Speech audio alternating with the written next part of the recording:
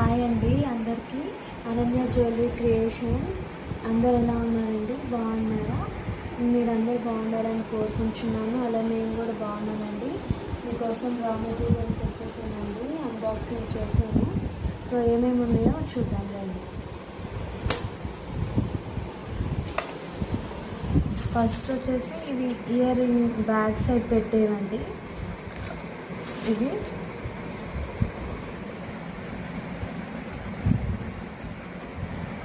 రబ్బర్వి కాకుండా ఇవి తీసుకొచ్చానండి.